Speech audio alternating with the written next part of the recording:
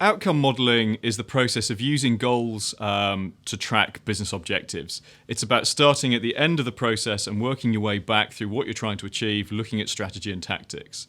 The way that we do that is we use two devices, one called the funnel and one called the model. So the funnel is the way that we visualize journeys. We understand users have lots of things that they can connect with, be it social content, website content, offline content, online, TV, radio, and all those kind of things. But really what they're trying to do is move through a process where they're going to consider something, do their research, compare it to other products or services, and then purchase it.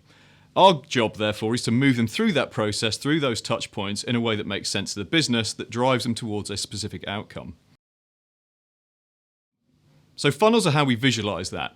Funnels are all about mapping channels, mapping calls to action, mapping things like downloads and video views into that journey to make sure that we understand when a customer does something, where they are in that process, and therefore what we need to say to them next in order to move them towards that defined outcome. The model are the numbers that we put behind that. So we can look at things like traffic by channel, we can look at conversion rate by channel, we can look at average order values, we can combine all of those things and build those into a complete picture, say over a 12-month period, where we can then start to look at revenues and how that's generated.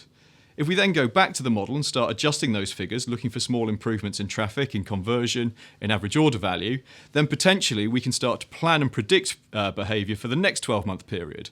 So if you wanted to double revenue, for example, you might look at a small improvement in organic traffic, a small improvement in conversion rate, and a small improvement in average order value, and you'd be surprised how quickly that can build quite a significant increase in revenues.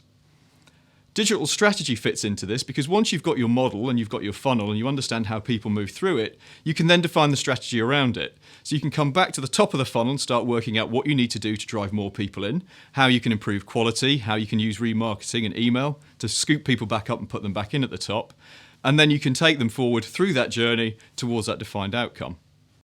So with our funnel visualizations complete and our model worked through and we understand what we're trying to achieve, we can then use digital strategy and tactics to achieve that goal. So we're going to go back to the top of the funnel and start working our way through all the different channels, all the activities, conversion rate optimization programs in order to achieve that goal. And the great thing about this approach is because it's kind of written in black and white, your whole team can get behind it. They can all see what you're trying to achieve by channel, by touch point, and that final revenue target. So from a focus perspective, from a team perspective, it's fantastic. You can all get behind it, all rowing in the same direction, all trying to achieve the desired outcome.